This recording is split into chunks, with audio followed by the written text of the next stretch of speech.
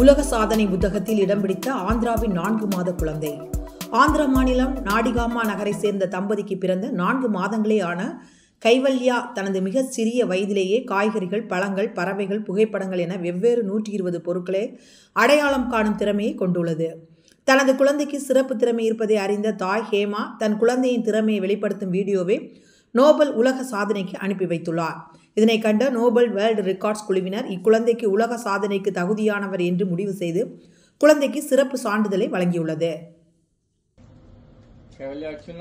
Flash cards నేను introduce చేశాను, 4 to 5 sets introduce చేశాను. సో ఒకసారి 4th మంత్ వచ్చిన తర్వాత తను బాగా కాన్సన్ట్రేషన్ చేస్తుంది కదా, అసలు ఎంతవరకు రికగ్నైజ్ చేసింది, రెస్పాండ్ అవుతుందా లేదా అని చెప్పి ఒకసారి చూద్దామని చెప్పేసి అడిగాను.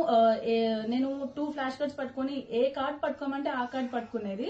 నేనైతే షాక్ అయ్యాను నిజంగా, అన్ని పట్టుకుంటుందనైతే అసలు ఎక్స్పెక్టే చేయలేదు.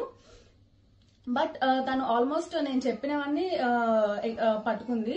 సో ఇంత జస్ట్ 1 month లో ఇన్ని సెట్స్ ఫ్లాష్ కార్డ్స్ తను రికగ్నైజ్ చేస్తుందని అయితే ఎక్స్పెక్ట్ చేయలేదు.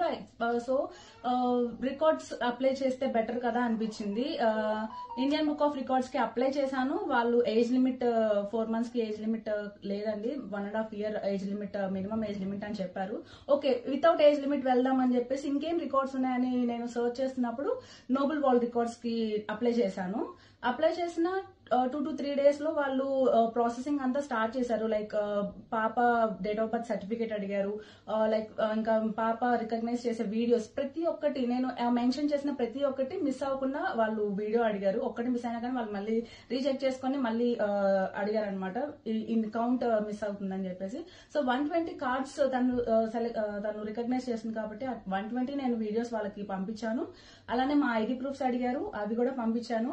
సో 2 to 3 days తర్వాత వాళ్ళు పాప